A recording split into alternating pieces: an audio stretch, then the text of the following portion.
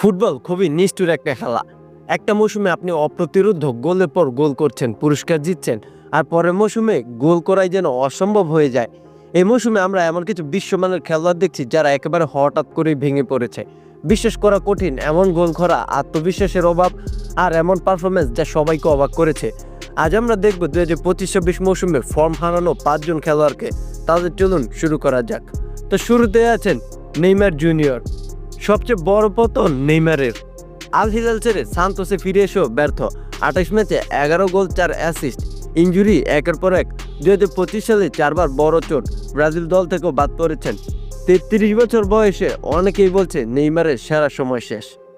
তো এরপরে আছেন রিয়াল মাদ্রিদের রদ্রিগো টানা 30 ম্যাচে কোনো গোল পাননি। রিয়াল মাদ্রিদের ইতিহাসে 123 বছরের এটা সবচেয়ে খারাপ রেকর্ড।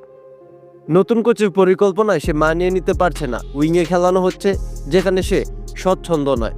খেলার সময়ও কম পাচ্ছে, তবুও বয়স মাত্র 24।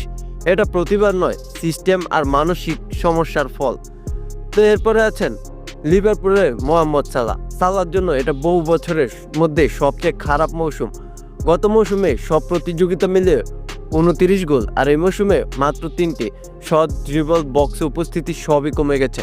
বয়স 33। অনেকে বলছে বয়সের প্রভাব পড়ছে।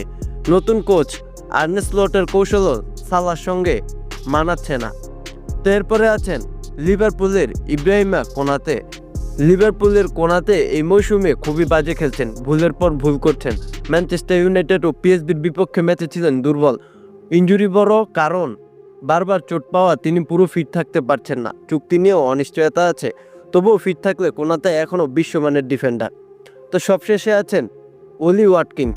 অ্যাস্টন ভিলার অলি ওয়াটকিন্সের জন্য এই মৌসুমটা খুবই ভয়াবহ। গত মৌসুমে তিনি করেছিলেন 16 গোল ও 8 অ্যাসিস্ট, মোট 24 গোলে অবদান। এই মৌসুমে মাত্র 15 ম্যাচে 1টি গোল, অ্যাসিস্ট 0। তিনি খুব কম ভালো জায়গা পাচ্ছেন। 4টি সহজ সুযোগ নষ্ট করেছেন, পেনাল্টিও মিস করেছেন চ্যাম্পিয়ন্স লিগে। এরপর থেকে তার আত্মবিশ্বাস ভেঙে পড়েছে। ইংল্যান্ড দল থেকেও তাকে বাদ দেওয়া হয়েছে। ভিলাও নাকি জানুয়ারিতে নতুন স্ট্রাইকার খুঁজছে। সব মিলিয়ে ওয়াটকিন্স এখন বড় মানসিক সমস্যায়।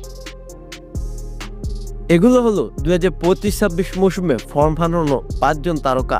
কারো সমস্যা ইনজুরি, কারো আত্মবিশ্বাস, আর কারো কৌশলগত।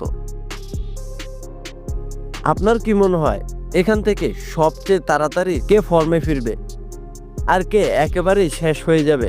আপনার মতামত কমেন্ট বক্সে কমেন্ট করে জানাবেন। ক্রিকেট ফুটবল সম্পর্কে নিয়মিত আপডেট চাইলে আমাদের চ্যানেলটি সাবস্ক্রাইব করে সাথেই থাকুন।